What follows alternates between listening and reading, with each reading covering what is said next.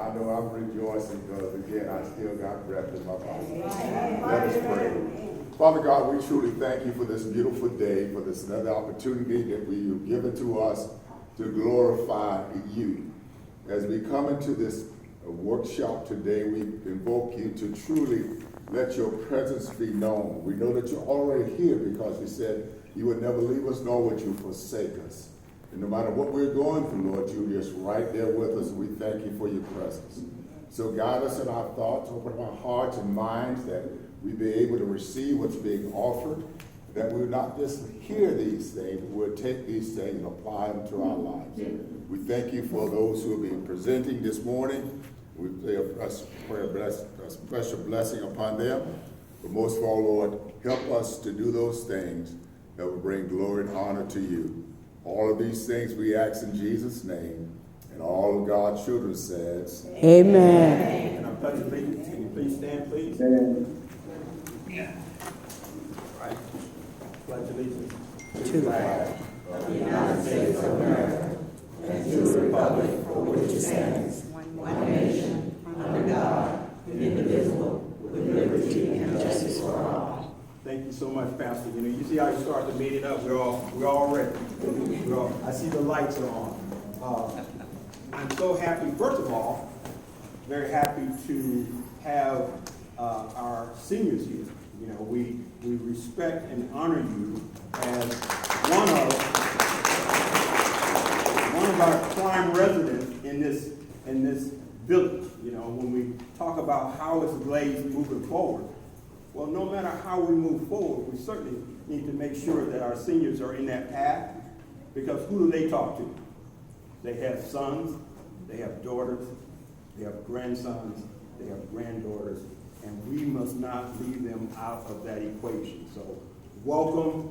We're going to continue to have you be a part of our GTAC meetings, because the things that we're talking about is your future.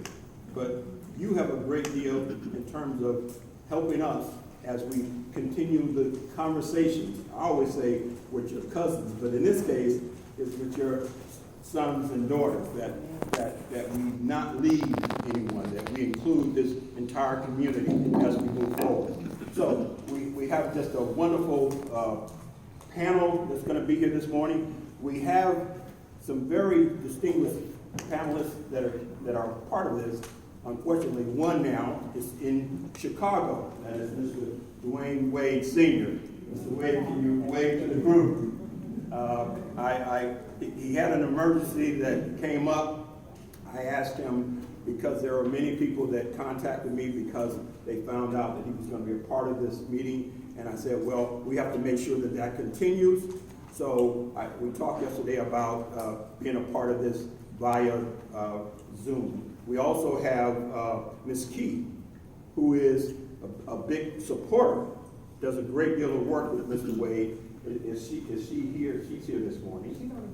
Yeah, she's on the video also. Good morning. Hi, good morning. I talked to her yesterday afternoon, and my jaws dropped.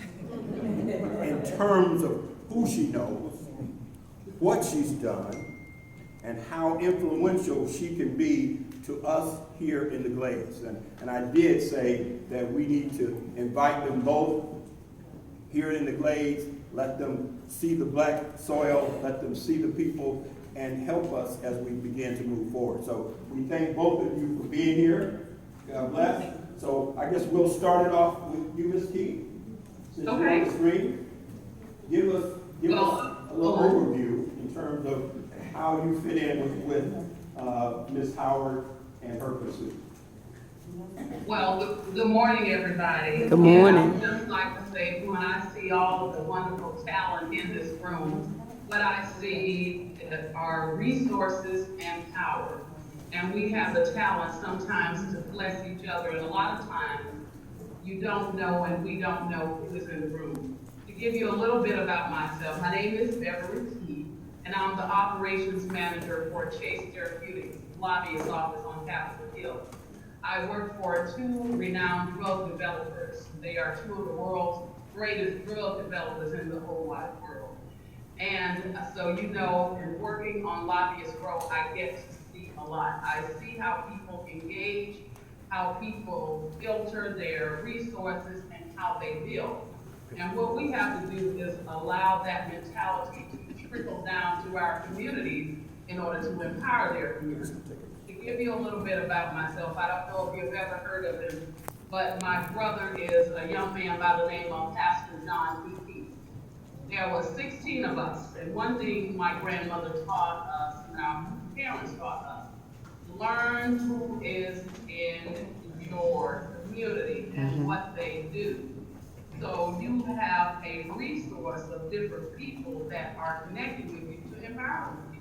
And so we took that as children and we started developing that thought process in our lives. Of course, you know, my brother, not only is he a gospel singer and so forth and so on, he's a philanthropist. He does a lot for the community.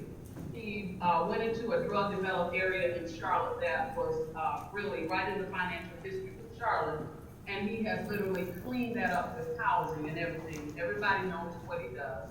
He helps victims all over, from hurricanes to whatever. He took 125,000 bottles of water to Flint, Michigan, adopted schools, so forth and so on.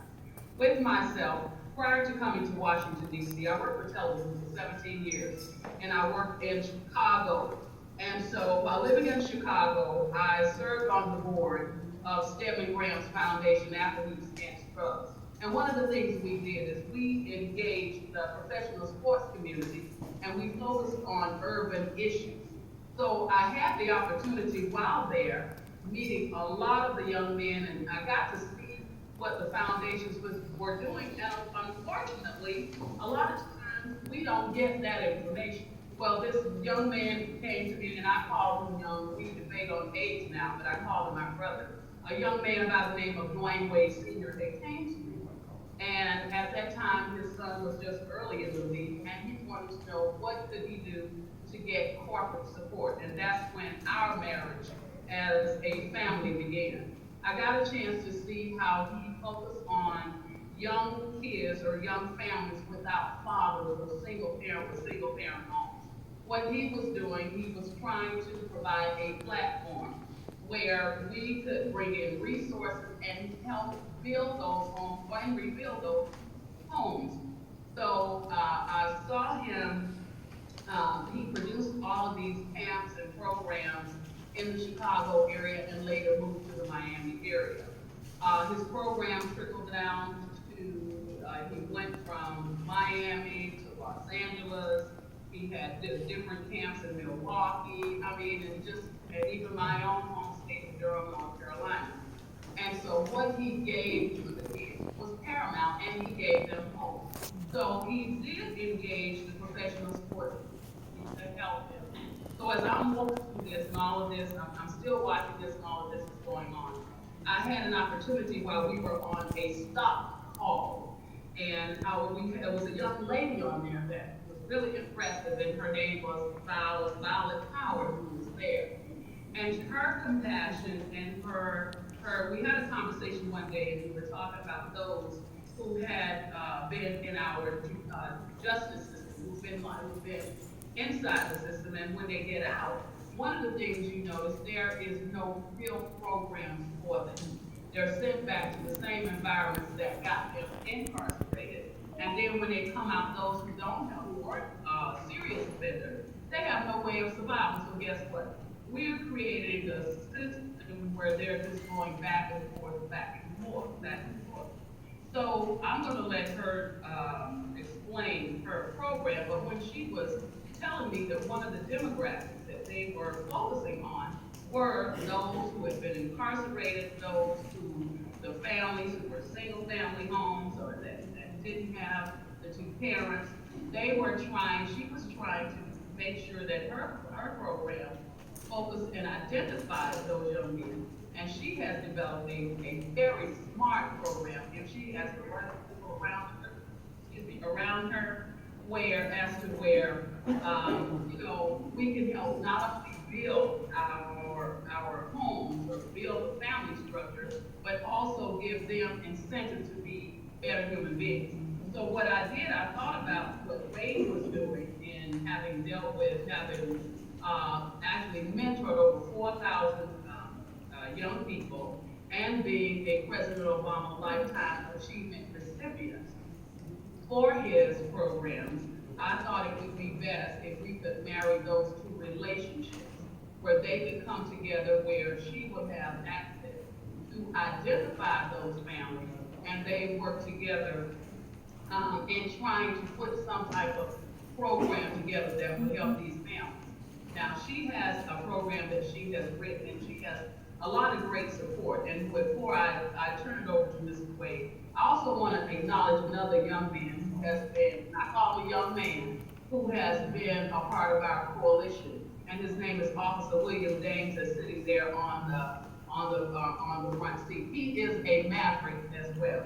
When it comes to community and giving back and empowering our community, let me tell you all this.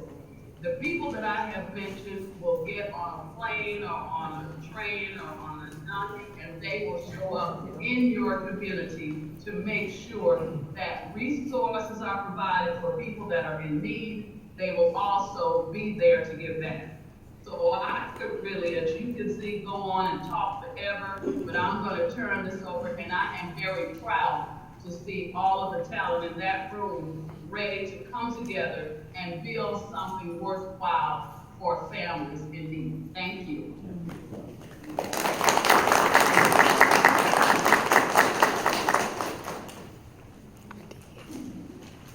Am I next up? Yes, you are, sir. I want to first say good morning to everyone. I didn't know there'll be this many people in the room, so I feel kind of like part of a big team. I know I kind of confused you guys brushing my hair, so I'm sorry for that. But I love grooming at this age. I think for older guys, especially from 40 and above, they ought to really work hard at grooming and looking good.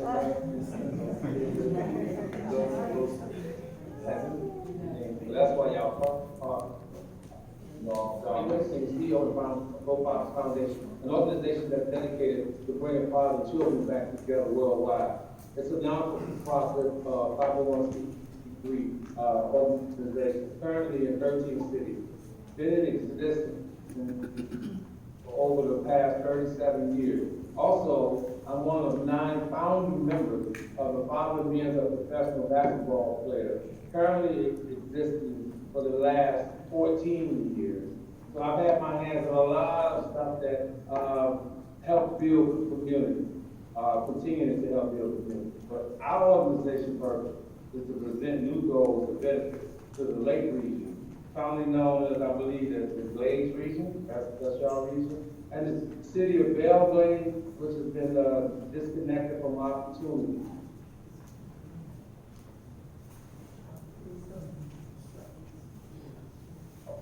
Fourth town, I believe, was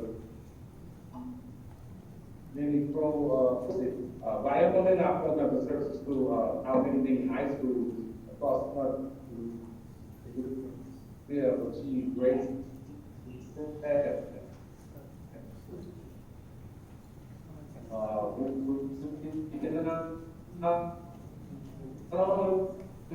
Yes, we're encountering some technical difficulties. He is in Chicago right now. Spring program, but also the conversation of our community. Our attention program, we are seeking to alleviate poverty and to accelerate social justice. That through promoting comprehensive household wellness, transforming individuals into grassroots leaders, by activating networks to fight poverty. We call it, our new prosperity campaign, and the things that it will consist of will be like financial coaching, tax preparation, credit building, FOSTA assistance, temporary cash assistance, health coaching, healthcare access, food assistance, connecting families to low-cost affordable housing, internet and affordable computers. This is some of the things that we've come up with that we're working with other organizations to will bring about. These programs and services will change the way government and residents interact with each other. Now, this is key. Our next move will change lives. So our goal is to engage partnerships that will help us financially support and enrich families worldwide. So this is why I'm here today, and I just want to be a part of something that's bigger than life. Well, we certainly thank you, Mr. Wade, and your hair looks good. So, I'm just gonna ask, is there a question from him from the audience? Do any of you guys have Is there a question? for him or Beverly? No? Okay. So, if you want to stick around and listen, and if we come back to you, please feel free. But we're going to go ahead and move forward with the other panelists and talk about, in fact, what Ms. Howard's entire organization is all about. And we just want to share that they are both part of this organization. They are partnering with her to move this initiative forward. So, with that being said, we're going to start it off with Ms. Violet Howard. Give her a round of applause.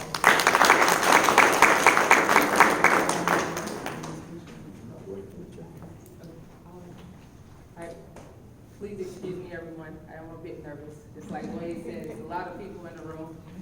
This is the first time I've stood in front of a bunch of people at this magnitude to speak. So, my name is Violet Howard, and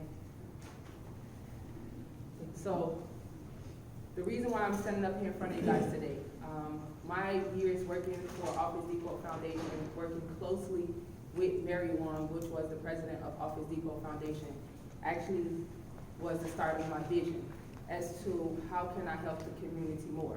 You know, I would go out, we would do the tours, do backpack tours, give school supplies for the kids. I'm pretty sure some of you have attended some of those events at the Office Depot stores where we would provide those backpacks right before school starts.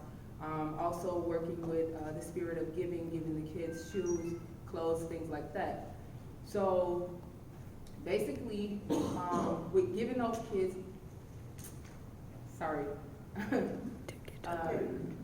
giving the kids the backpacks and the school supplies and things like that, you wonder what's going on at home, right?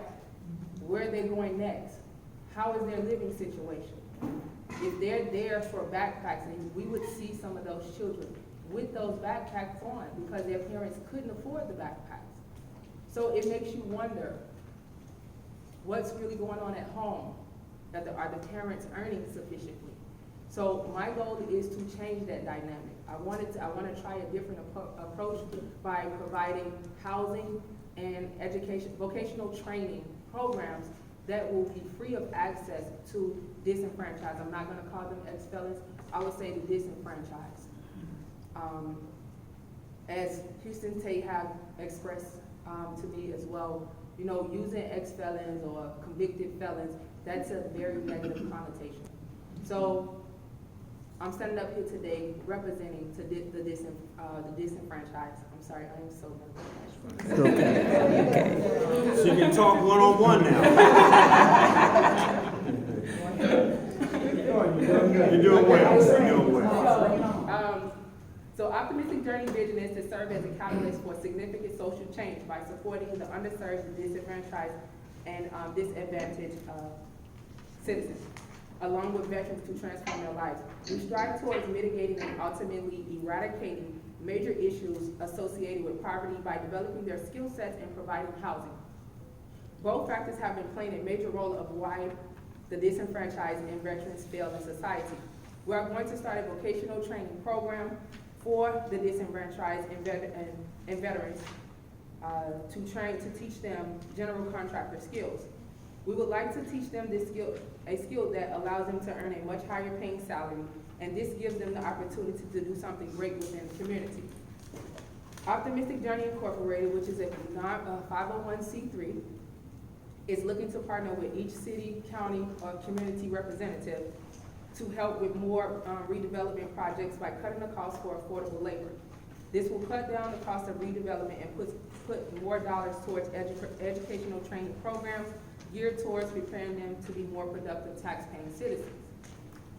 If each city or county partner with Optimistic Journey Incorporated, they will be able to control their development costs versus a private contractor driving up the cost and labor.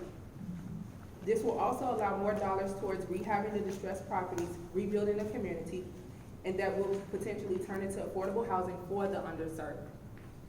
The state pays up to $750 to house inmates in some of the halfway houses that provide minimal resources and located in poverty-stricken areas.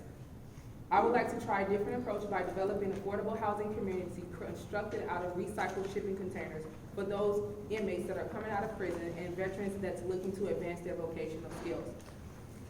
I believe change starts within the mindset and then also our surroundings. So if you put a disenfranchised citizen back into the same community that caused him to offend in the first place, how are we solving the solution? If we provide nice independent living spaces such as 2 or 3 bedroom apartments where they will share the common areas, this will teach them independence and self-sufficiency, and then also developing a real code when transitioning back into the community. We must come together as one. I think there's value in sort of tackling the elephant in the community, and that's the increased crime rate and the lack of employment opportunity for those who are faced with systematic barriers. This program will lessen the level of anxiety that a disenfranchised member may experience when he or she is placed back into society. Not providing them with the necessary tools for reentry makes being a human being a little more problematic when this issue is not addressed with an effective solution. So as I said, I stand up here today as a disenfranchised citizen.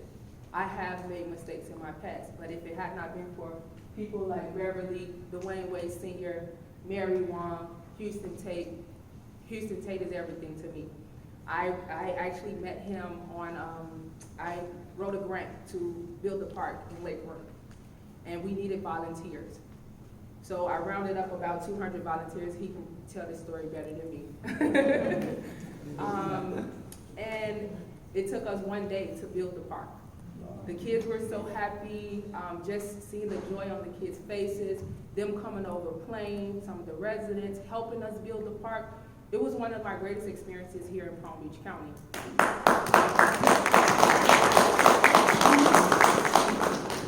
So with that being said, it's really not about me, but I have worked for employers that took advantage of my situation because I am a disenfranchised citizen, where I've been bullied, I've been fired for doing the right thing. And my goal is to change that dynamic by providing all of those necessary resources and tools so that way someone like myself can be standing up here in front of you guys or running a successful business. I was forced into entrepreneurship. So my goal is to take my fellow disenfranchised brothers and sisters by the hand and walk them through the journey as I have to be standing right here in front of you guys. All right. We've got quite a few folks on the panel, so we're gonna make sure that each have their opportunity to provide what they do and also give enough time for you to ask questions, those who have relevant questions or just curiosity. So next, I think we'll start with Mr. Kurt Francis. He's the owner of the Green Club. The Golden Club, okay. The Gold Green Club. I like it to be golden pretty soon. Yes. Thank you. Working here also, I'm here as a result of Violet. I'm helping her to accomplish the goal of affordable housing. Amen. All right, now the Gold Green store, what we're looking to do, or what we are doing actually, we're now providing container homes at an affordable price. Just yesterday, we had an opening up in Orlando. All right, the first container home in Orlando. What we did, we took a shipping container and we converted it into a 1-bedroom home. Oh. All right. Now we put that out on Facebook and said, hey, we have a tour. Come see it. Right. So I drove up from Miami into Orlando. Got there around 9:30, 9:45. Soon as I got there, people were already blowing me up. Hey, where you at? Where you at? What time I left there, one of the person from Orlando here, actually 2 people from Orlando. What time did we leave there last night? Around 12 midnight. By the way, here's a picture of the home that we finished in Hollywood. All right, yes, that's 5 containers, that's 5 shipping. Can you count the containers, anyone? Does it look like a container? All right, so we can take it all the way to that level. Now, the containers are starting at $18,000. For $18,000, you can get a 1-bedroom. Mm-hmm. All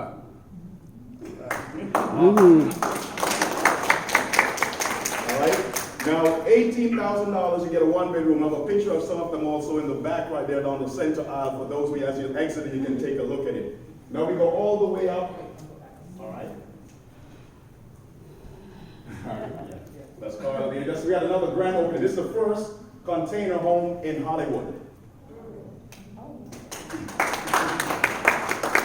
Now, this home was built with about $160,000 in it. The value now is over. Can you bring that up front so everybody can see? Pardon? Can you bring it up front? No. There is fine because as you exit out, everyone can take a look right there. Thank you. Probably we had no way to Hang it. it. Yeah. Yeah. All right. So this home, $160,000, value over $300,000 right now. All right. So affordable housing. That's what we're looking to do with the project. With Violet. We have all different sizes. You can start with a 1-bedroom container. You can take it all the way up, as you can see there, till you can't even notice it's a shipping container it's built from.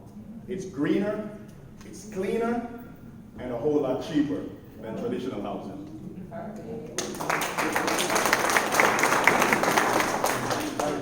You have a question?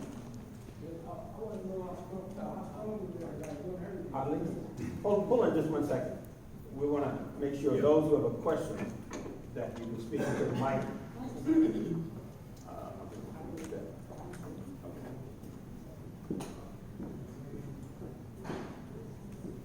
Oh, he's in the hallway.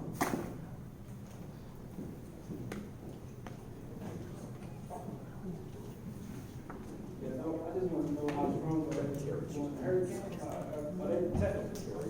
Yeah, if you want to know how strong they are during the hurricane, great question. In case there's a hurricane, next one that's coming, make sure, and you know where that container home is, find yourself one of that container homes. Over 200 miles per hour winds. Up to 200 miles per hour. The one we have in Davie, there's one that's built in Davie, a 3,000 square foot container, using 8 shipping containers, up to 300 miles per hour. For the Bahamas, we have a solution also for the Bahamas, anyone. What we're planning to do now, we can build them on stilts. All right, so we go down to the Bahamas, get them on some stilts, so in case the flood, it's another hurricane is coming, folks. I mean, this thing comes over 2 or 3 years. So if you're gonna rebuild, let's do it right. Why go again on flat, the same thing happening again. Let's put them up on stilts, get some container, greener, cleaner, and a whole lot cheaper. By the way, yesterday in Orlando, about 20 different families came. We had 11 people sign up right on the spot for credit applications I'm processing after this meeting today. Amen. Will the houses be available throughout the state of Florida? Yes, they will be available throughout the state of Florida. All right, and then we also have invited some, just met him yesterday. Your name again? Dr. Richardson. Pardon? Dr. Sheldon Richardson. Dr. Sheldon Richardson. Dr. Sheldon, in terms of financing, what are you going to provide for those, your company going to provide for those that are looking for these container homes? Customer financing for them to purchase homes. Hold on 1 second here. Financing.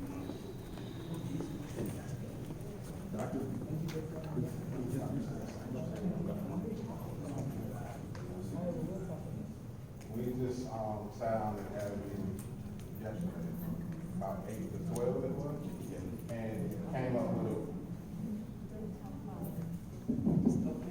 okay, we just had a meeting from 8 to 12 yesterday evening, and we came up with a way to fund for people, that had meet the criteria to be able to purchase these container homes.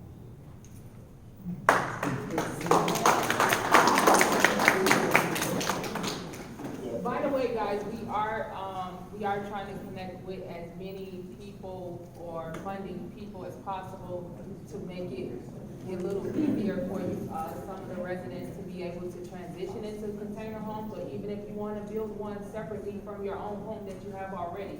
It's possible the containers can actually be picked up and moved to whatever location you want to move it.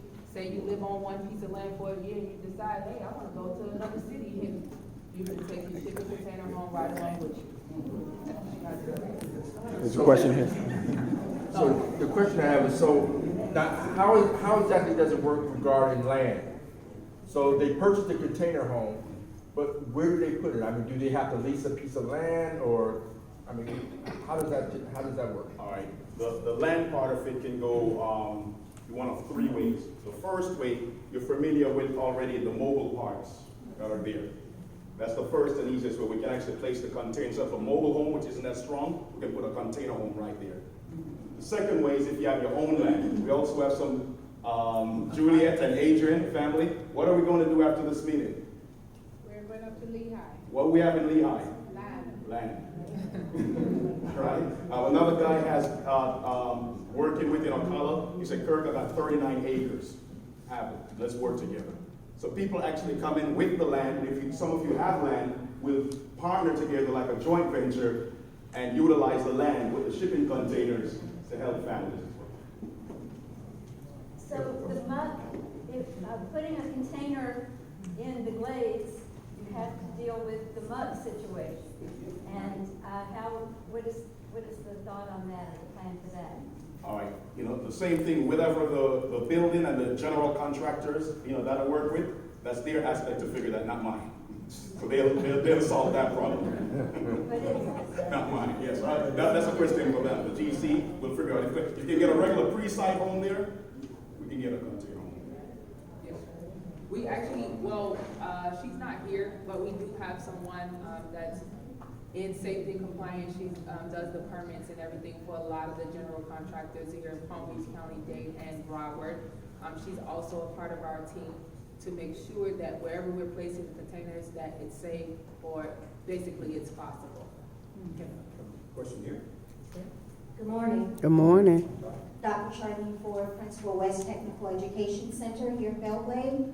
At our technical center, we have a very viable and thriving pre-apprenticeship program that trains adults in 5 different trades in the construction field.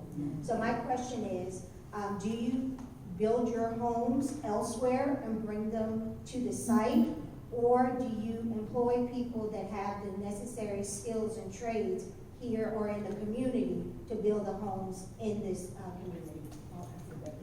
That's actually the ultimate goal, is to employ the people within the community. The goal is to create opportunities, to create employment. So we're not looking to outsource anything. We're looking to keep it all right here. So that way, it also builds builds initiative. It builds togetherness.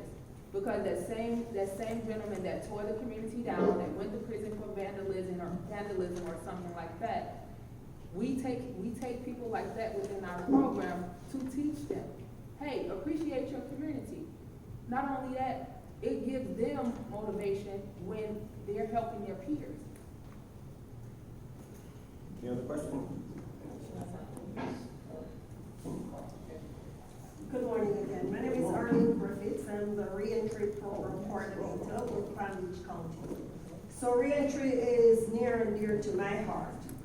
I know you will use our returning residents to assist with the building. Will they be given priority in terms of purchasing their houses eventually, these houses? Yes, that's also another goal of ours, is to turn as many of them into homeowners.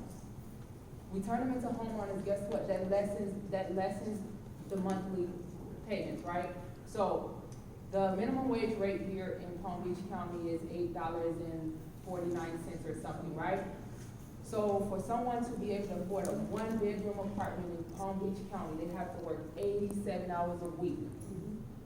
That's crazy, right? So what we're trying to do with our general contractor program, not only is to help them earn a higher wage, but providing that affordable housing for them, which will create sustainability.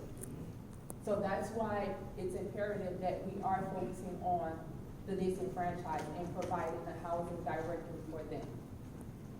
Thanks. Pretty good. Any other questions? You're the apostles that's going to generate this conversation to the community. So we want to make sure you got it right. So when you leave here, you know, how does the conversation continue? So with that being said, are there any other questions about the containers or how any part of this phase where the training certification? We're good? Okay, then we'll move on.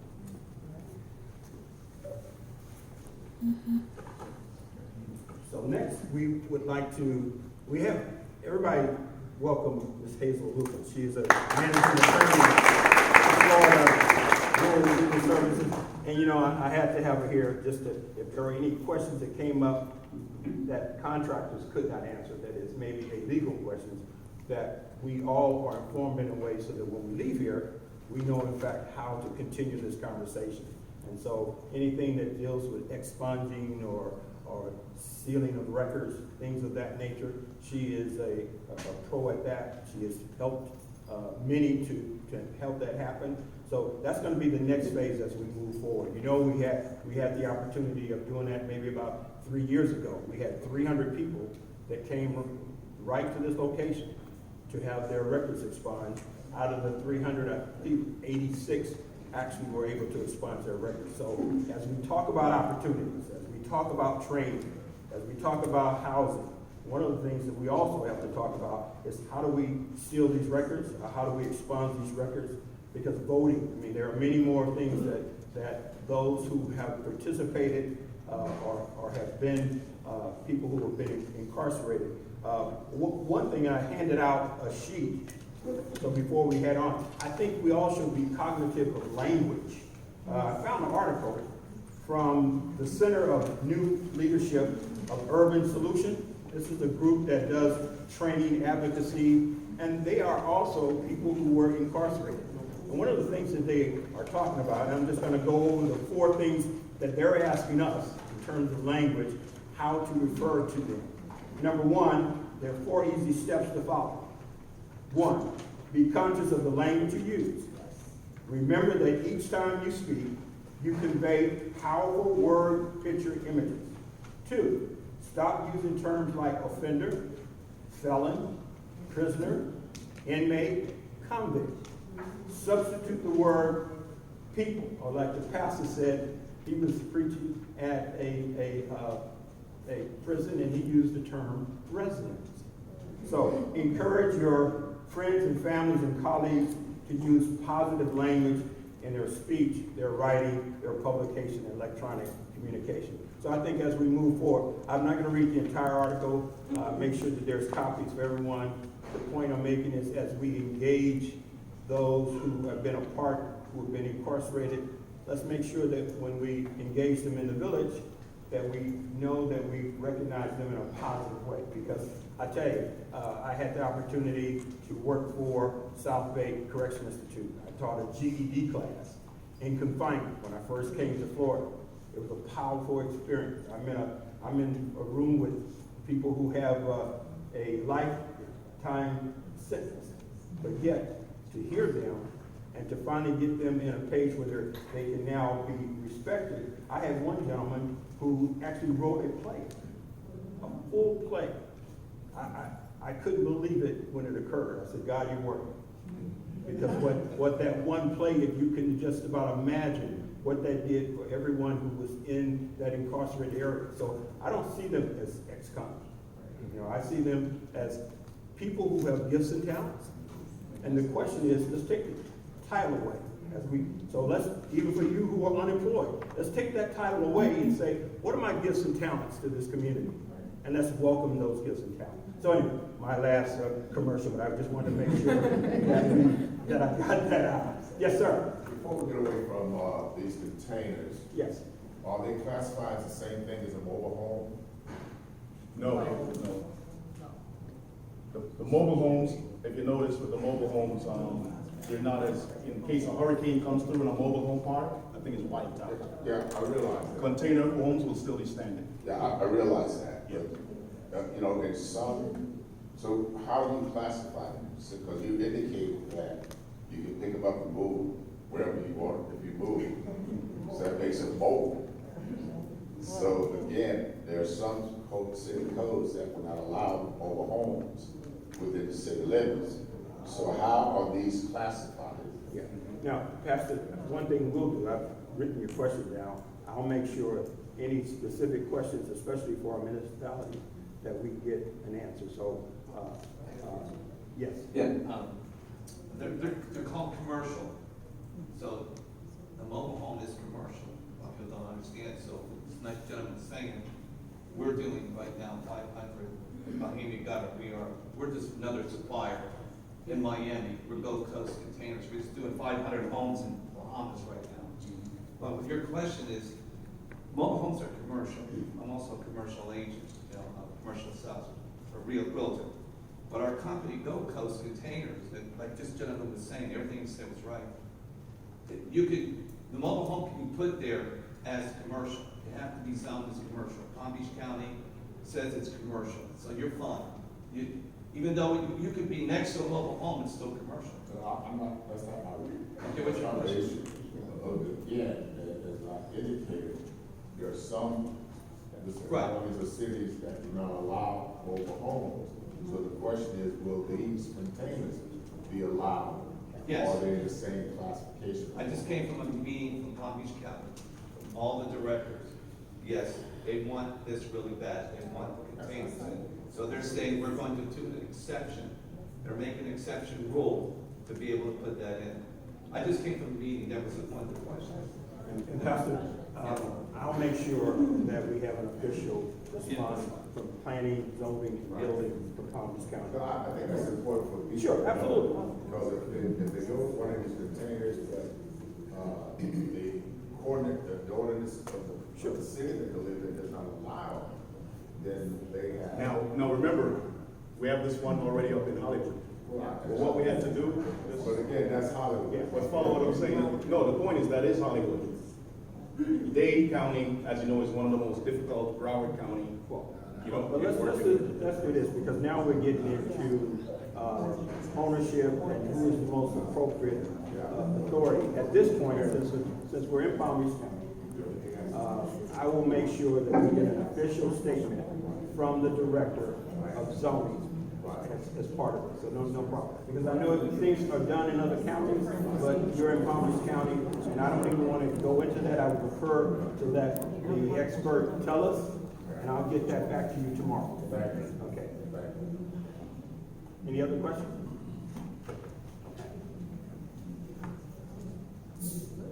So we'll do the panel. Yes, ma'am. So we'll now go to Ms. Carla Davis. Wait, I'm Yes, sorry. I'm sorry. Were there questions for expungement that I wanted to ask? Oh, okay. about? Well, we can do that. That's why we have. Yeah, I didn't know, I didn't want to Yes. just cross over, but. As you ask the question, the whole suggestion is move it to the appropriate panel. Not a So if you problem. have a expungement I question. have a question Okay. on expungement. Yes. Dr. Hazel. I have been in several meetings. I'm the vice president of the Palm Beach County Clergy Alliance and also on the Federation of Clergies for the area, not for this, but for the, other areas. I've been in several meetings regarding expungement. I'm very passionate about the reentry as well of returning citizens. Now, my question to you is, how effective? I'm hearing positives on expungement.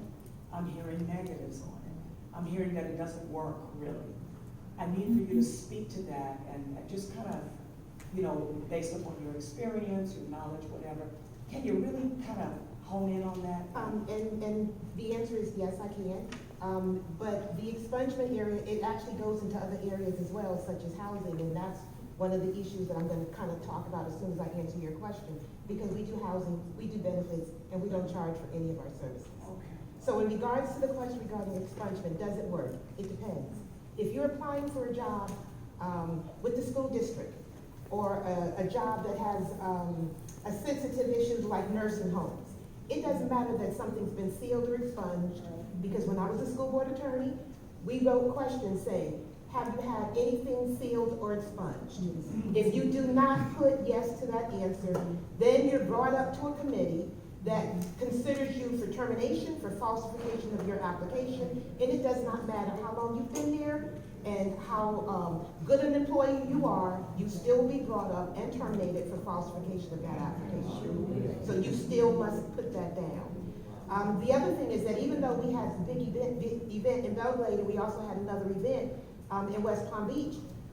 We didn't see a lot of results as to what happened, because most people think when I submit my fingerprint card, when it goes to the state attorneys and they sign off, when I do my application to Florida Department of Law Enforcement and I get that certificate of eligibility, I'm done.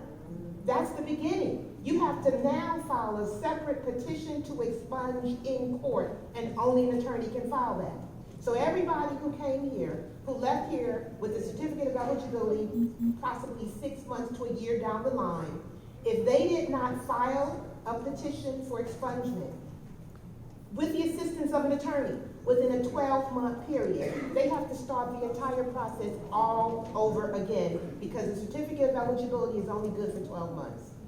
So that's, and I know that there are people who say that they're helping people to expunge, but I haven't seen an attorney associated with most of these people, and they're charging $1,200, $1,500, giving you a $300 discount. But if they're not filing a petition to expunge, you end up with zero.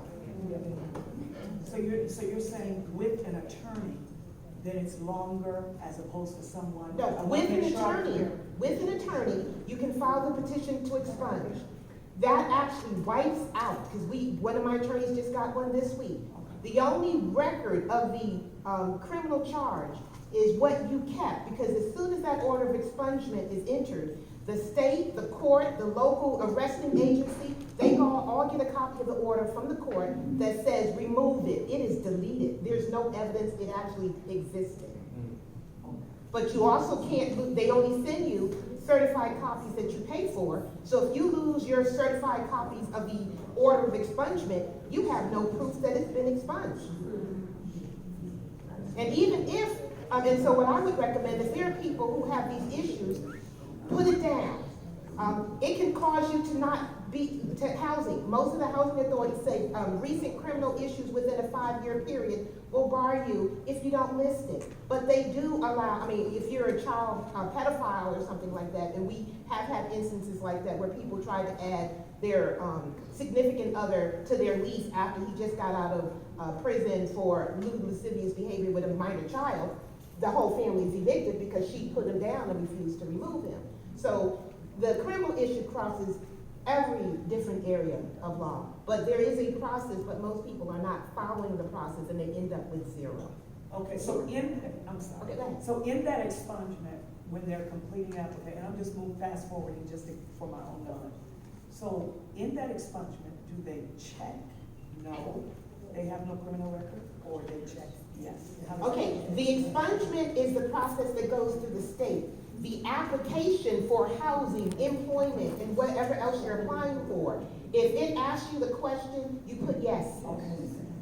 Then you provide the documentation to prove whatever, I was exonerated, and that's where the issue of the expungement comes in. You have a lot of people who may be barred from housing, barred from employment because of something on their record that was no pros. That's something that you could actually get removed, but Florida is very, very harsh on people. You can only get one charge, sealed or expunged, in your lifetime. So we've had people say, pick the one you want to remove.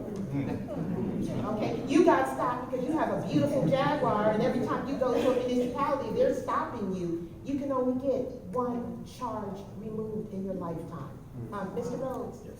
Yes, so are you telling me, I've been in several of those workshops for the expungement. So you're telling me in order to get the expungement complete, it must go to an attorney, go before a judge? Yes. That's what I want to know. Yes. Yes, because a lot of people think once they get the certificate, then they And okay. they're walking around thinking it's been sealed or expunged, and that record is still So that there. need to be explained thoroughly, because I've been in several of them and they didn't explain it like that. So I thank know you. it, which is why Thank you for bringing that out. Right, which is why I mentioned it. And also, since we're talking about housing, like I said, we don't charge, but we do screen for eligibility, and we've been in Belle Glade since the 60s. Our new office is on Main Street across from the CVS. In housing issues, we do eviction defenses. I've gone into cases with attorneys and expert witnesses on the other side, beat them, and got almost a $9,000 attorney fee award in favor of the defendant. We've done fair housing, even though we're not the specialists in fair housing. We've done fair housing. Within the last 2 years, I had a big case against the Broward County Housing Authority. They were deemed a systemic discriminator on the basis of disability. My client got $99,000. She got to keep her Section 8 voucher, and my agency got $35,000 in attorney's fees. So we do housing, we do benefits, federal Social Security cases to federal court. We do at the hearing level and above. We do the cessations. We do if you're being cut off for overpayment. We do unemployment. Once they closed a lot of the local unemployment offices, a lot of people stopped applying for unemployment benefits. The entire process is online, but you've got local agencies who will help you free of charge, and even the county has an office right on the main road, 80, where they will help you and monitor you as you apply for unemployment benefits. We take those cases to the 4th PCA and we win those, but people have to know, even if you're fired, it doesn't mean, like your employer says, that you're not going to get benefits. You have the right to fight that, and you have the right to fight that to the courts. And we don't charge for those services. So it's a lot of more areas that we cover, but I'm just, dealing with the question that I have and trying to throw in some of the others, and even the contracts and stuff that we're talking about now. We review contracts, we review leases. I'd rather advise you on what your rights are before you get into something that's going to get you into trouble. And even now we're talking about problems with housing and repair issues. If half the people address their repair issues the way they're supposed to, you'd have a lot of repairs, or you'd have a lot of tenants walking away from property with money in their bank because they've done the proper rent withholding letters. So, but again, these are some of the issues that we handle at my office. I've got an attorney in my office every day of the week. We have the capacity for Creole and Spanish. And we've got many of the agencies around here. We've done free presentations. We've done something at the senior center in Belle. We've done bridges. And if we ask, we will come out to talk to your group about the services that we provide. Are you also with immigration too? We do some immigration, but because we get federal funding, you have to be here lawful. Our agency cannot represent undocumented except in cases of domestic violence. We can assist them in any issue that arises out of the domestic violence. What about Bahamian evacuees? They don't have any status, so we cannot provide assistance. Is there a question? Sure, I have a quick question. Hold on, just 1 second. There we go. Now. Thank you. What was the name of your organization? I'm with Florida Rural Legal Services. Okay. They say rural, but because we've been around, we're in Immokalee, we're in Wauchula, and we cover 13 counties, but we have an office in Belle Glade, and our main office is in Riviera Beach, in the Port Center. Sure thing. So you speak to the returning residents, obviously, who will need the services of expungement. And you're saying that everyone needs to hire the expertise of an attorney. Can they go to the public defender's office as well as maybe a legal aid to get assistance? I'm with Florida Rural Legal Services, so we're similar to a legal aid, except we cover 13 counties. You can go to whoever you want to. You don't have to necessarily hire an attorney. When they had the events, but we didn't get feedback as to how many people got the certificates of eligibility. So, we don't know what ultimately happened. But there are people who are looking to help people in this area, and I'm also a member of the ACLU legal panel. Okay. And I only ask because I do know that the public defender's office assists individual returning residents with Right. Well, I've gone to different re-entry program events. We did something two in Riviera Beach. We did one at the Marina. We did one at the Riviera Beach Library. And wherever we're asked, like Mr. Tate called me and told me to come, so I came. So wherever I'm asked to come, I try to show up. Thank you. Another question? Again, I understand you said that you help tenants with landlord issues as well. Yes. I think that's important for our community to know, because a lot of residents in the Glades area live in substandard housing, and the landlord is not repairing those repairs in the house. So if they have an issue, they can come to you. And timing is key. probably 90% of the people that we get with a home repair issue have already violated the law because they have to be current with their rent. When they send the required 7-day letter, the landlord has to get it 7 full days before they have a 7-day right to now make repairs. If the tenant is behind in rent, they lose. When we get to an eviction and the tenant has not done the proper rent withholding letter, even if they put the money into the registry, and that's another issue. You think you got a case because you come up with the money, you put it in the registry, you're still evicted. Because if you have not done what was required before the eviction was filed, you lose. So timing is key. Everybody got that? That was a key. Timing is essential. And I think probably most people don't know that. Yes. They don't know that. Well, they need to be educated to that fact so that when those issues come up, that they know that they can come to legal aid file. And just to give you an example, I had a tenant who was being evicted for non-payment of, evicted. I actually did counterclaim for retaliation because the lights weren't working. She took the refrigerator out. I ended up getting a judgment against the landlord who tried to evict my tenant, and my tenant walked away with her 3 months rent that she put into the court registry. We got the court to issue that back to her. But again, timing is key. Another question? Yes, I remember here, I think last year or so, do you guys still carry that pamphlet on the question about what he asked for? Oh yeah, we still have it, but we don't give it to people who walk in off the street. If you come in and you say you have a landlord-tenant question, yes, we will give you a tenant rights handbook. Okay. We don't give them to landlords, but I do go to events where landlords are present to warn them as to what to avoid, because now I'm going after attorney's fees when these landlords file these frivolous eviction cases. Right, I just know in the past year, last year. Right, yes, we we will. You had a pamphlet that you Yes, gave out to a few people. yes. Any other questions? This is critical. Everyone here, we want to make sure that you convey this information correctly, because as you can hear in this conversation, many times people are having difficulty simply because timing was incorrect or not knowing the priority of what's important. So if you have a question, this is the time to ask, because you will be speaking for us when you leave. Good? But please don't give legal advice. Yeah. That's what we're saying. We have a question. I'm sorry. Dr. Cleansfield from Palm Beach County Strategic Planning. What I'm hearing across the board is communication is key and timeliness. I'm wondering, is there some way we can sort of create a residence portal or some sort of communication mechanism that gets all this type of information out to people? Because we lose because we don't have the facts. We lose because we don't have timely information. We lose because we don't have the data.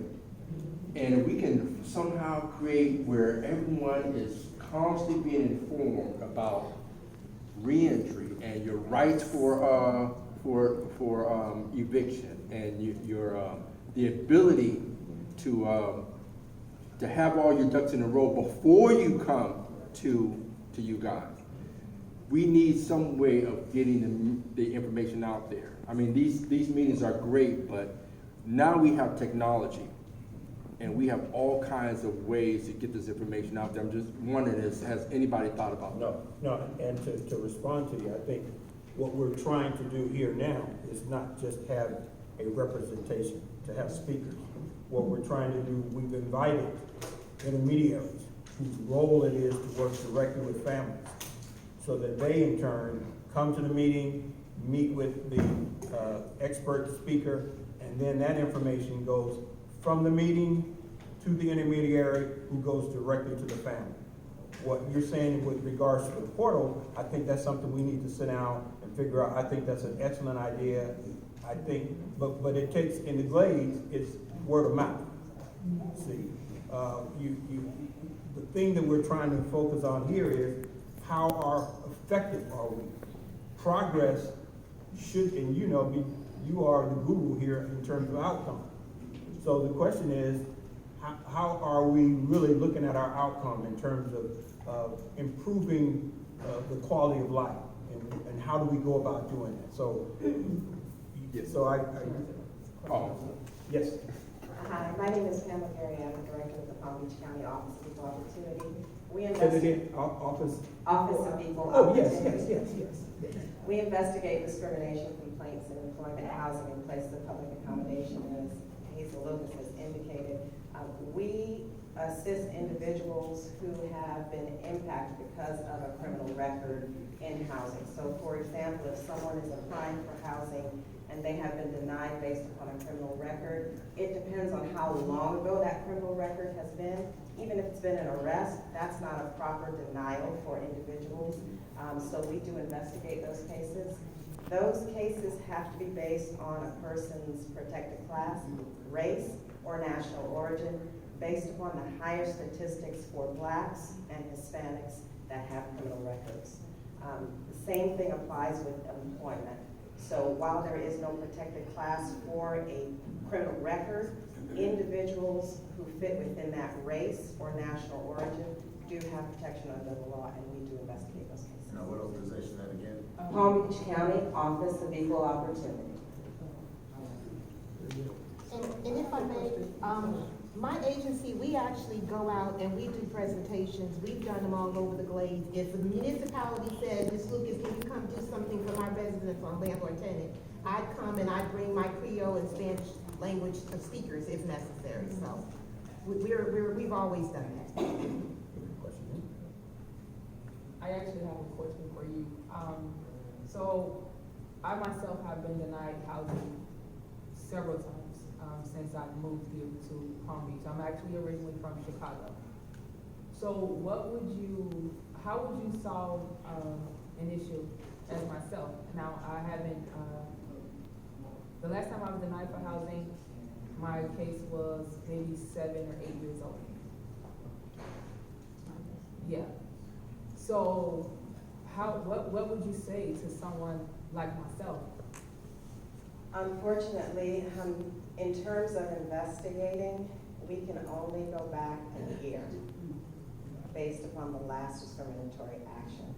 However, you can still file in court, but that has to be within 2 years of the last discriminatory action. So your time frame is way off. Oh, no, I was just wondering, because maybe someone here in the audience. Yeah. Right.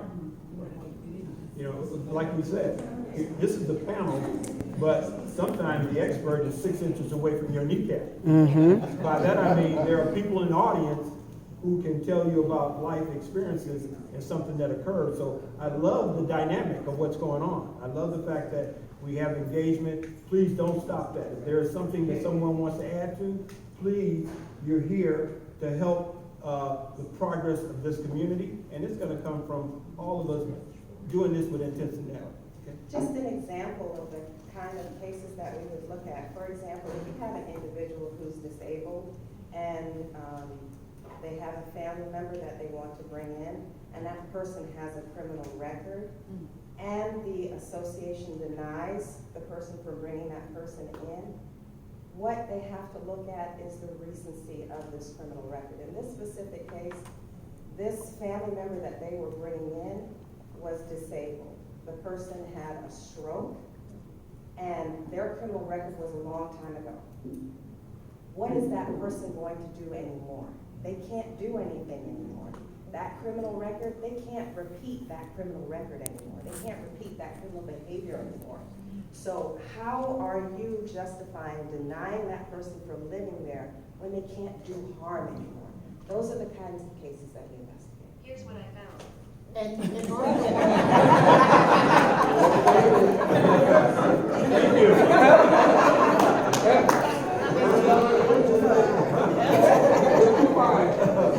Impeccable timing, by the way. And also, Violet, the way I like to pursue my cases, I always like to keep the other party on the defense. So the first thing I would do is say, you reapply. That starts your clock all over again. Y'all need to talk. Mm-hmm. Okay, any other questions? Well, I just want to sort of see if I can summarize what you're saying. The mic is coming right to you, Pastor. Okay. To summarize what you're saying, is that if there's any denial because of criminal records, they ought to check with you to see whether or not that's legal. Absolutely. Good. If there's denial, they need to check, because again, there could be some factors that will reverse that decision. We do not represent the individual that has been harmed or believe that they have been harmed, and we don't represent the individual that they're saying harmed them. We represent the law, so we do an investigation to see if there has been a violation of the law. Anyone else? Okay, going well. So, now we're gonna introduce to you, this would be Carla Davis on the team of Ms. Howard. She is here to talk about life skills. She's a professor at the Florida Career College. So, take it away, Ms. Hi, Davis. I'm Carla Davis. I am a hairstylist. I'm a hairstylist for 30 years. And being in my profession, a lot of the times hairstylists and barbers are like underrated. But it's such an awesome field and it's wide. And just here in the last 2 years, of 30 years of working for myself, being an entrepreneur with the gift of my hands, I went into the school system, and in the school system, I had the opportunity to deal with a lot of disenfranchised individuals. And coming into the system, they're being taught to go get a job or have placement.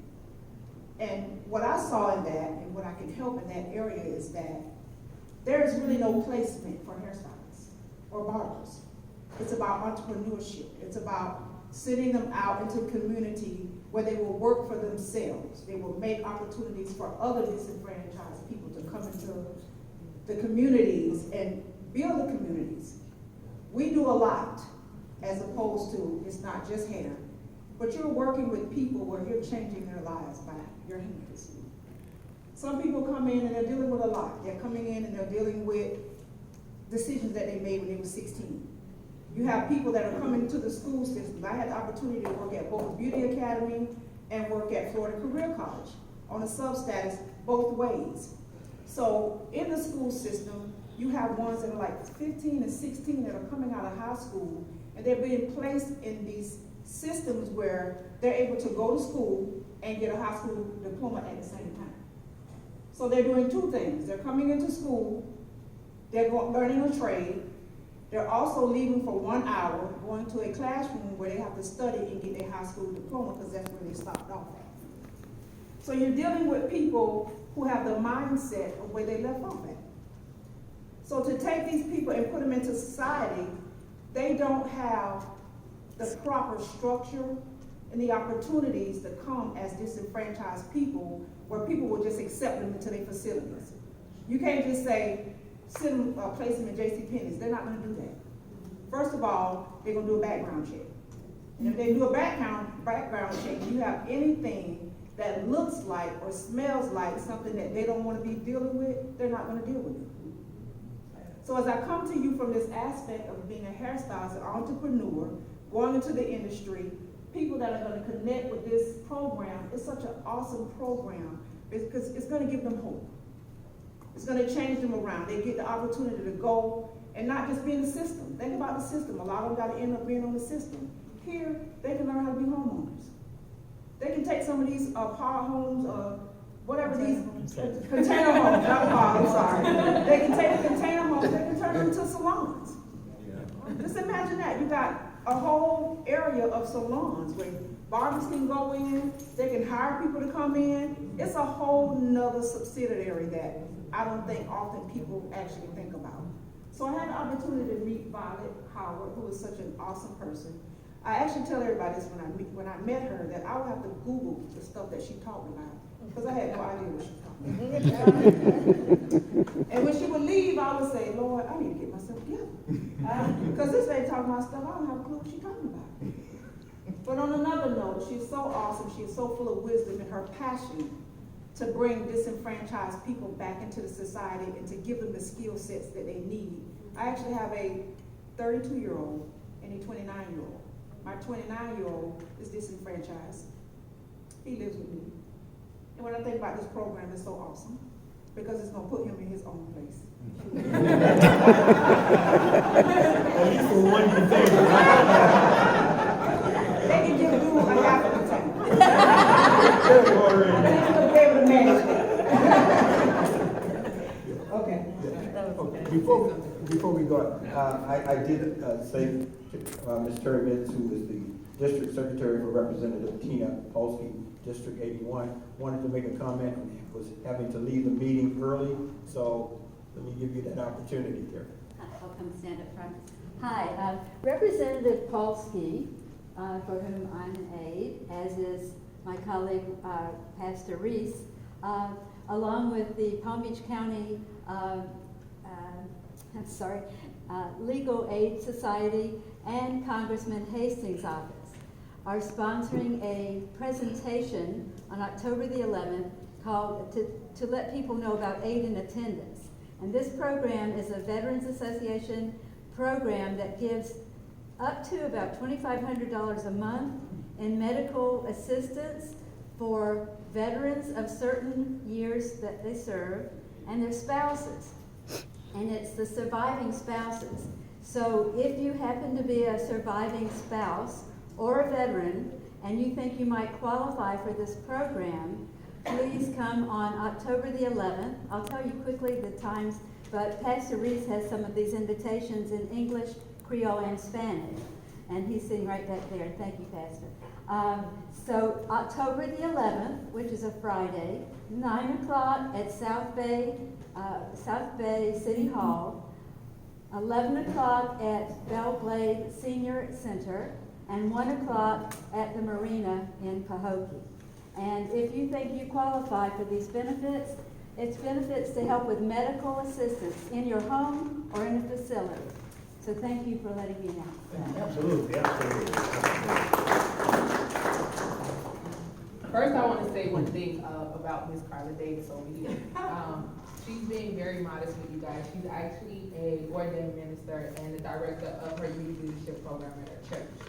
So this is why she's on my panel to teach life skills. She also taught life skills at Florida Career College as well. So next we're gonna have Ms. Candy Benzio. Okay, very good. Give me a round of applause there. She's digital marketing, software development, technical training, and CEO of Carthing and Digital Mermaid. A lot to say. Yeah, I am a serialpreneur, so I've owned restaurants, bars, marketing companies. So I was born into it. My dad was an entrepreneur, and I'm an entrepreneur. I have a niece who is what do we call it? Disenfranchised. So I taught her how to become a minority-owned business, how to start her own marketing company, and she lives in Utah. She does very well. And there's just a lot of opportunity. When I met Violet, I'm like, I can help you with this. I'm like, I've taught classes at the Women's Business Center in digital marketing. I have a degree in so I build software, so we can fix that problem about communication, no problem. There's text message marketing, and there's all sorts of things that you can do to get messages out to people as long as they opt into it. So that's not a big deal. So when I met Violet, who did an amazing job today, and she had so much passion for this, I was like, oh yeah, absolutely, I'm in. But I mean, I've taught people how to put their business on Google Maps, just for just for people in the community. I taught it to the Women's Business Center in Delray and Hollywood and in West Palm Beach. So I did a circuit of training for a couple of months. My companies, I have 2 companies, so it's a little busy sometimes, but I'm always willing to step in. And I think that the container home idea was just amazing. Just to provide people with the opportunity without having all the obstacles that they have. I mean, we have the the United States has the most incarcerated people in the world. I mean, that's pretty sad. We're like the richest country in the world, and we have the worst system in the world. So obviously we need to work on helping do something to change that. So, like I said, I was passionate about her idea, and about it is amazing, and so passionate about it, and I have the technology, so I figured I would step in and help her. And like I said, I have family and friends that are, you can't get an apartment, you can't really do anything. You're just stuck everywhere. You're obstacles every single place you go for the rest of your life. My niece is 21. She's really young, but and she's like, I can't find a place to live, and I'm like, well, you have to kind of figure that out. So my brother helped her find a place to live, but yeah, you have to have a community to help, and she's very thankful that you can become a hairdresser. You can do a lot of different things. You can be any entrepreneur you want to be. You just have to have the tools. I mean, become a minority-owned business. There's grants out there. There's money to be helped. There's education to be had. The knowledge isn't out there, like you said. So if we can educate the people, then we can change the problem.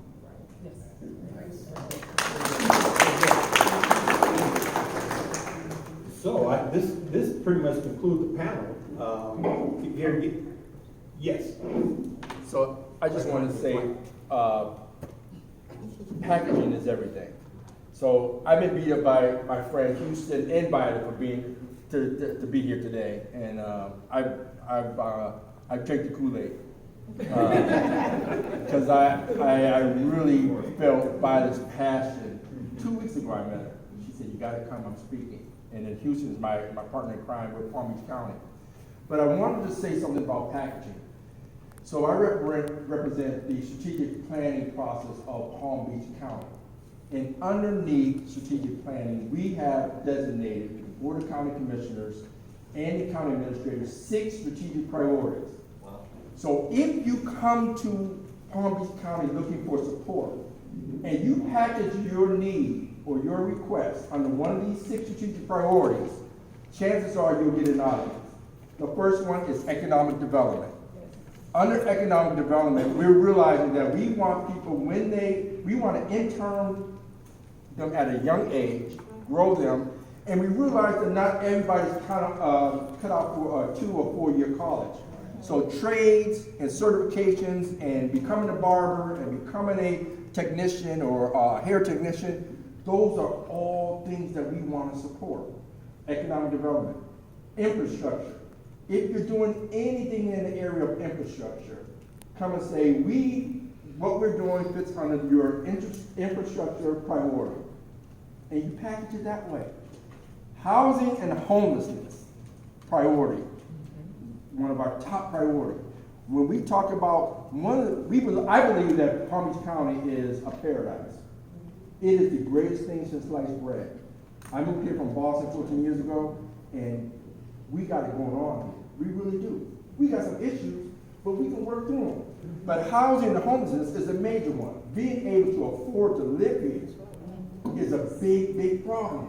And I'll be honest with you, we really don't know how to get our arms around this issue because everyone wants to come here. It's paradise. So when the storms hit, they're coming here. They're coming from New Orleans, they're coming from Bahamas, they're coming from Houston, they're going to come here. So what do we do in terms of housing and homelessness? So that container program is phenomenal. Environmental protection, huge. We have to protect this environment. Sea level rise, all of that. All the storms, environmental protection is another one. Public safety, because every area of Palm Beach County needs to be safe in order for all these residents to live here. It has to be safe. So we're addressing public safety as another major issue. And I think the last one is safety, economic development, infrastructure, environmental protection, and I think that's it. But I say that to say, if you really want to get Palm Beach County's attention, package your solution, your ideas under one of those umbrellas and come talk to us.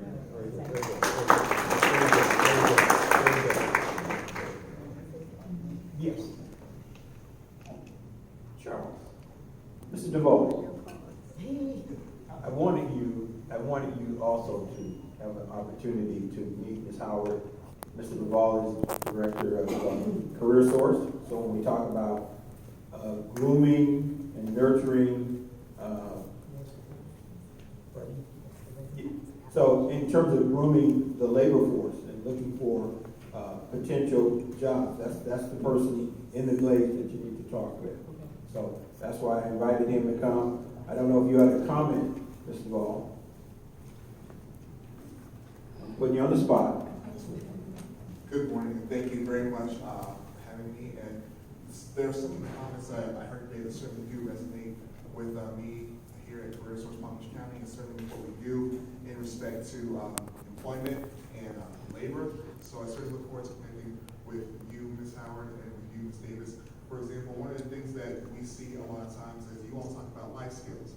And we know that from my line of work, that life skills are just as important to employment as hard skills, or what we go to school for, just as important. But a lot of times we put overemphasis on a degree or certification, when really an employer can teach all that, but they really can't teach you how to get work on time. Exactly. How not to call out, or how to deal with conflict of the job. So those are things that I think there's an opportunity for us to connect on and build upon, so that we can start offering those services and start shifting the conversation to how we can help our residents and our citizens with those types of skills to increase their employment prospects as well.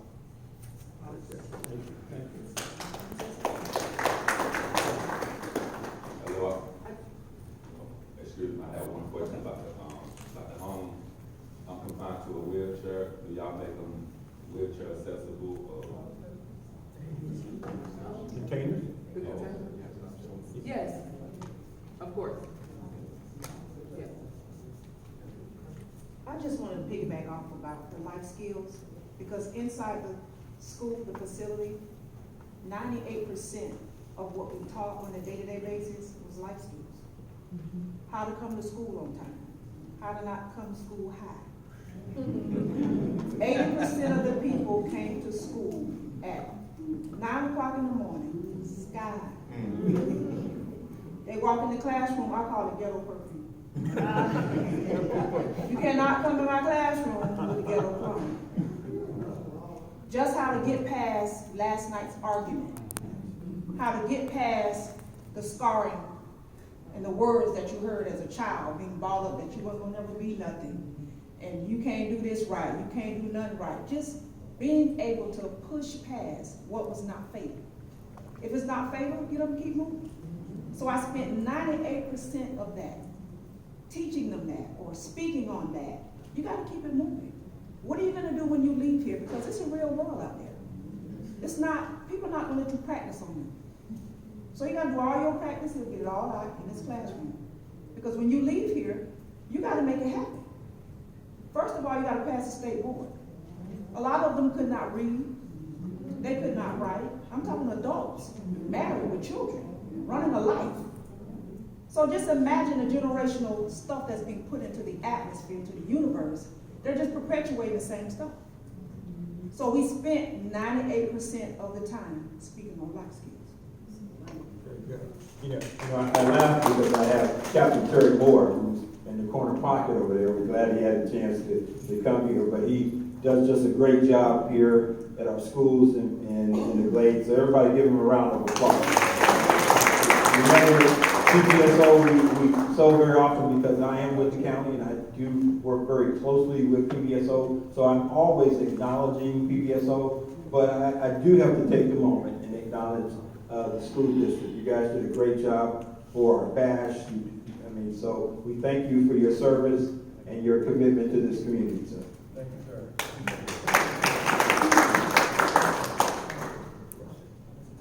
Yes. Oh, I'm sorry. I didn't know which. Thank you, Rick. I just want to tell you what we do. It's addressed to whom? Yes, the nice people, the containers. Okay. We do the same thing. We'd be glad to work with you. Absolutely. Oh, wonderful.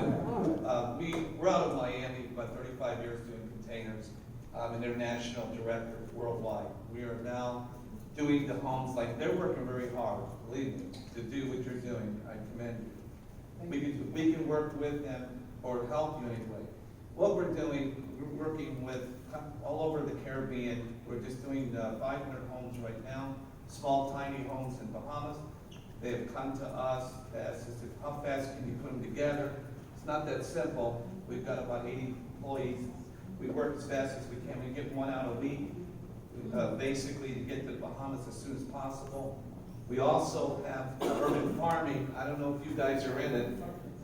Where we talked to the mayor of Glade about, you ever hear about food, where you got a farmer and you got to worry about the weather? Well, in containers, you can put vegetables in a container and within 5 weeks get a crop without any weather. So we're using containers, and Haiti, we just got contracted in Haiti to do a major item, like a big, like 700 containers to feed Haiti. So we're getting people coming from all over the world. We just did a thing right now in St. Croix. We just put 50 units there, small homes in St. Croix. The mayor of Homestead right now has worked with us, Steve Shelby and Homestead. They're working about doing for prisons. People coming out, they want to be able to put these tiny homes so they don't have nowhere to go. They got to get jobs. So we're going to get them a job right away when they get out of prison. Get them into the container. Then we, you know what I'm saying, and then basically we can do 50 homes, 100 homes. So the mayor is interested in helping the prison ministry. Okay, and so we're here to help. Anything we can do. We also donate back with our commissions. We donate back to what we believe in the community. Just so we're here if you ever need help. Thank you. Well, thank you. Now, Mr. Burns didn't say, but I invited former Commissioner Jeff Coombs to attend, because Jeff, he does a lot behind the scenes for the Glades, and so he asked Mr. Burns to come in instead. So that's why he's so resourceful. We thank you, and I'll tell Jeff how good you were today. Thank you. Yes.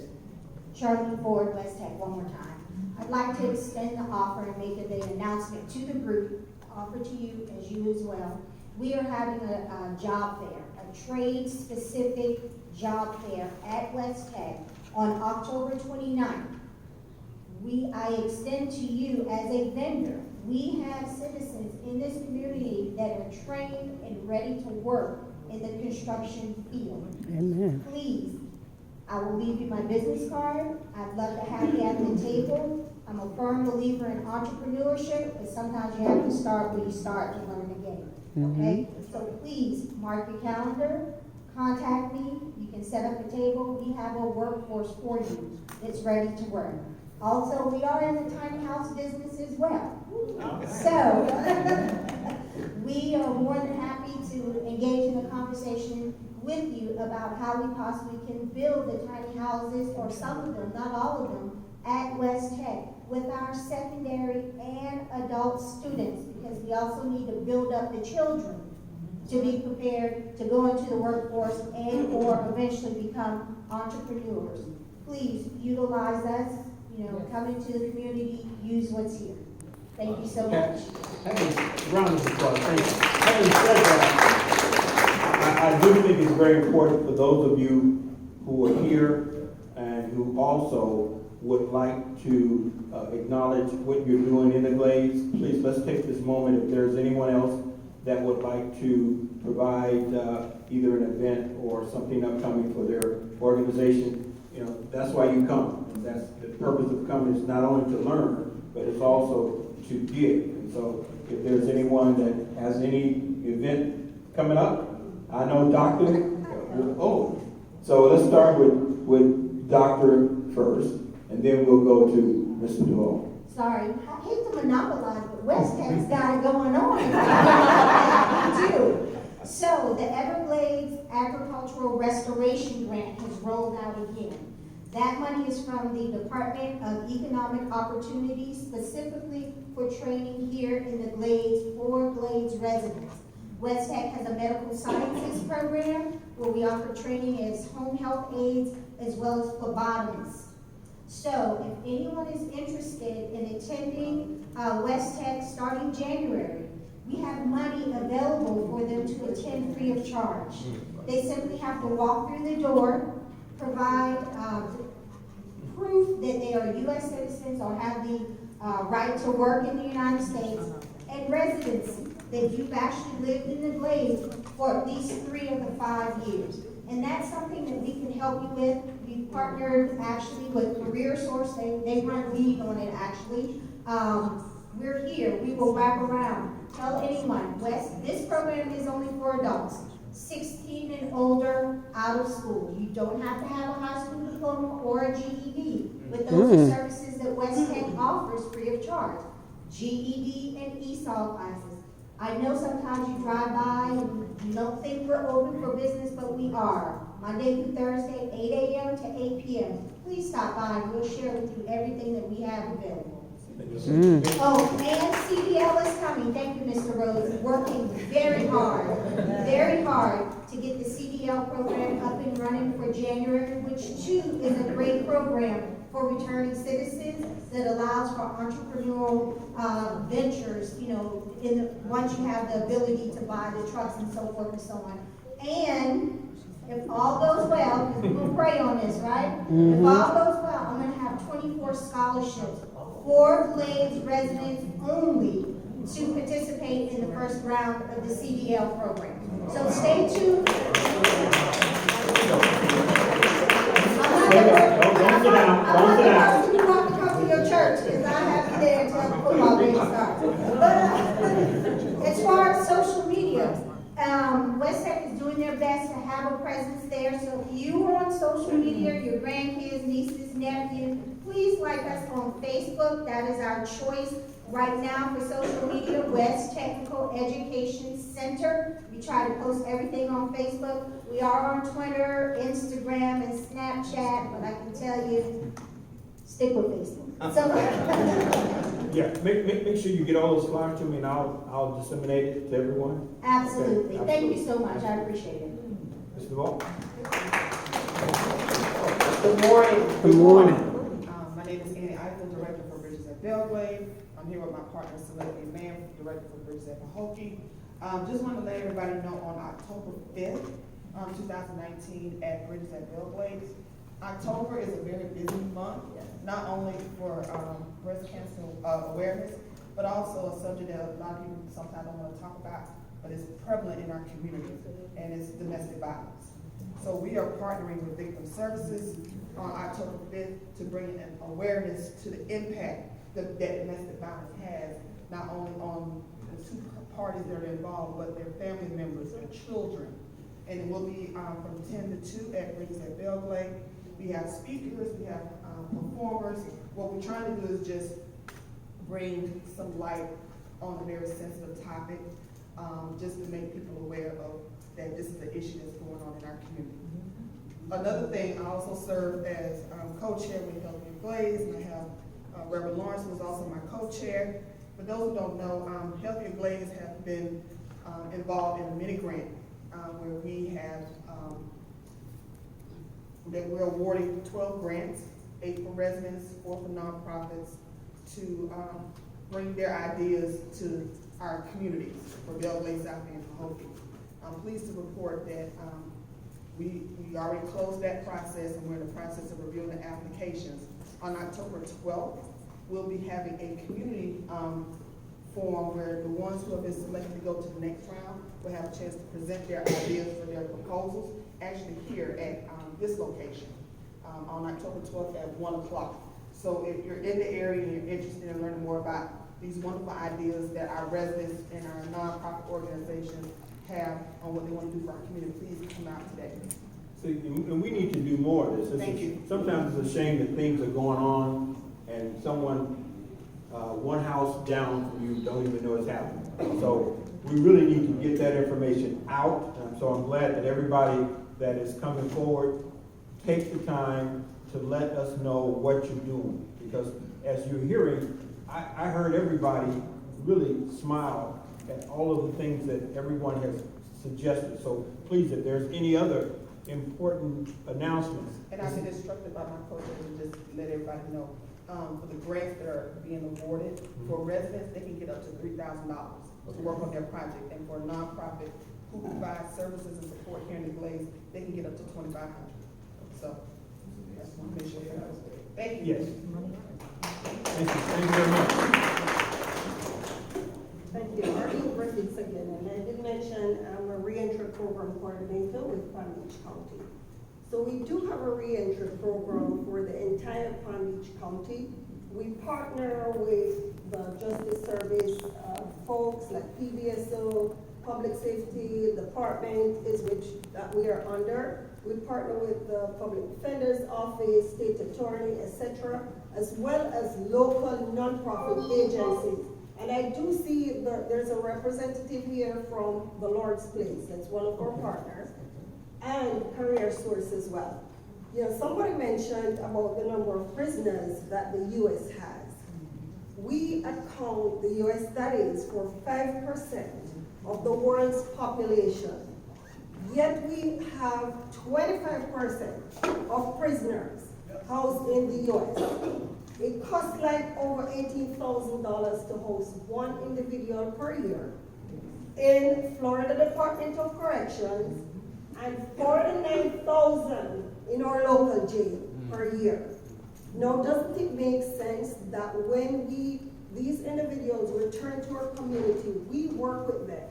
We give them this opportunity, and this is all they pray for, an opportunity to get back on their feet. And that is what we do for them. The life skill is so important. A lot of these individuals, they were locked up when they were kids. They have no idea, and what we found is that sometimes we're able to provide them with jobs, but they are not able to retain those jobs. All those life skills that they need are lacking. And so we try to work with our individuals, especially the ones that are at highest risk of returning to incarceration. So we implore you, give these individuals a second chance, just an opportunity to become productive citizens once more. I do have some brochures here. We work in the Glades. Yeah. The Gulfstream Goodwill is our partner that's responsible for the Glades area. It's the Lord's Place as well, and Riviera Beach Reentry Center that focuses on the northern end of the county. But we want to partner with everybody who wants to work and provide an opportunity for our citizens returning. You know, thank you. I would be remiss if I didn't ask these beautiful women dressed in gold if they have any comment, or having this opportunity to have listened to this conversation, has it been of help to you? Yes. Yes. Okay. Is there anybody that would want to make a comment from the group? I mean, you are powerful to our community, and we want you to know that. My dad is 94 years old. He lives with me. Trust me, I still revere him right now. So our elders are crucial in our lives. So I want to treat you just like I treat my dad. So if you have a comment, please. I just want to say thank God for coming here today, and a lot of resources I didn't know about. Yes. And I have family members that need to be in the position to get all this information, and I'm glad I'm here today. Thank you all. Well, we want to thank Brother King, who is with South Bay, and City Manager Campbell for bringing his group here from South Bay. So we're glad. We're going to continue to do this. We're going to continue to invite you because, like you said, we think that you are instrumental in terms of even the economic path to success. You have so much to say in your own special way. So you have a special way of saying something that no one here can say. So we're going to continue inviting. Is there, yes, ma'am. Hi, everyone. I learned a lot in this meeting. Today, a lot was going on.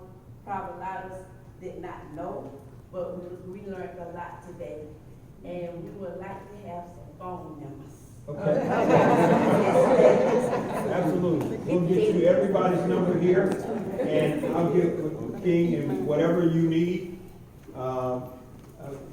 You see, Ms. Lucas has said that she would come. I'm putting her on the spot again. Well, let me know if she's trying to hit me, okay?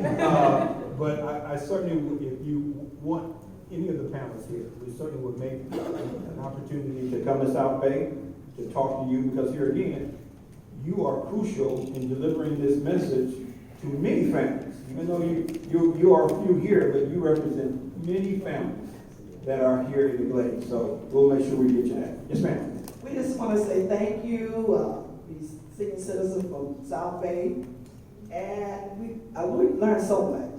But we don't want you to forget about the senior citizens also. There's a lot of things that we don't know and we need to know, and this just been a help to us. And we do want a program where we can learn some of this internet and all this, because senior citizens know we behind that. So if we get some program or something, get us going with computers and, you know, and leaving us with this internet thing. Okay, thank you so much. Yes, ma'am. See, I know we got it going. Y'all know this quiet for so long.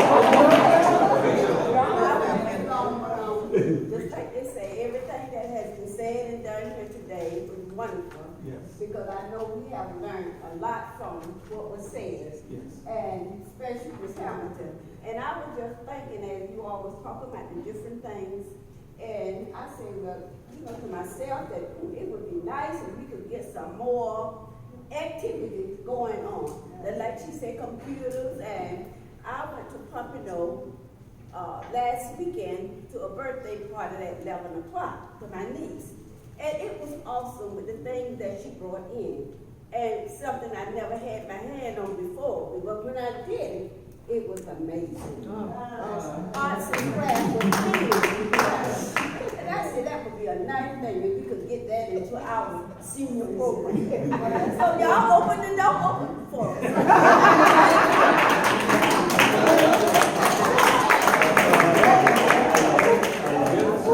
I love it. We can keep this going on, but we got to leave.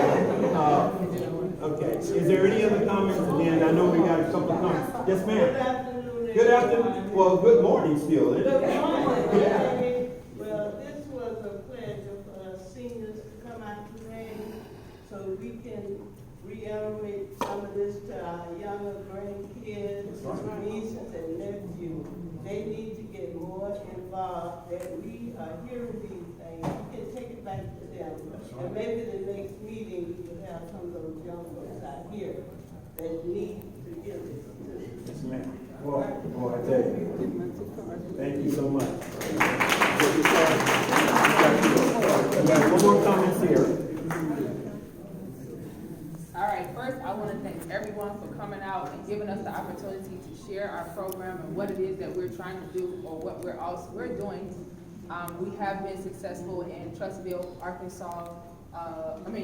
Trussville, Alabama, and then Bella Vista, Arkansas, Hot Springs, Arkansas. I have purchased land out there to build affordable housing. I started that way. I know you guys are wondering, why did she start that way? Because the land is more affordable that way. So now I'm here in Palm Beach County. I definitely want to start right here, Belle, Glade, Pahokee, and South Bay. I also done my research. You guys have an abandoned hospital in Pahokee. I would love for us to take on that project to redevelop that hospital and turn it into a substance abuse facility. Because like I said, I've done my research. I know substance abuse is an issue here in this part of the county as well. It's everywhere. But why have that big brick structure sitting up there and no one is it's not being abused when what the community needs is a substance abuse program? Now, I know you guys are wondering, how are we going to pay for this program, right? So my goal is to pay for my program with recycling funds. The same money that is used, just like this young lady said up here, it's $49 a day, $18,000 a year to house an inmate, right? Mm-hmm. So that same $18,000 can be towards our program. If we're creating solutions and we're creating more transitional stories, that same funding can be geared towards education, life skills, advancement, creating more employment opportunities.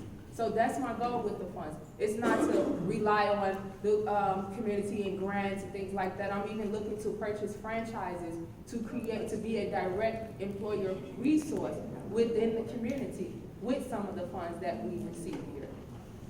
Do anyone, and then seniors, please, I was raised by my grandmother, so do not, we will not forget about you guys. I have my lovely computer technology person over here, so she will spearhead you guys' computer program. So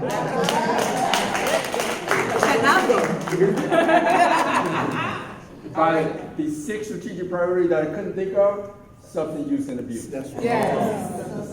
I was gonna say, have you used the bond program, the Florida bond program yet for your development? No, like I Okay, said. the state of Florida has a thing called the Florida Bond Program. The bond program for like we developers, you can be a developer of containers. They give $750,000 to economic housing. Oh, wow. So you can get it from the state of Florida, and they have over $1 billion still available this year. So it's another way you can use the Florida Bond Program, and they'll pay $750 to a developer, which we're a developer, you're a developer, and that's just, you can get money right away, you just have to apply for it. All right, well, you're gonna have to show me how to, Yeah. get it. And it's with that. Yeah, and just show me, because I've actually been using my own private funds to fund my own program. Yeah, it's not helpful. Yeah. Do any of you guys have any other questions for me? No? With that being said, we thank you so much for coming. And God bless you and drive safely back to your work location. God bless. Okay.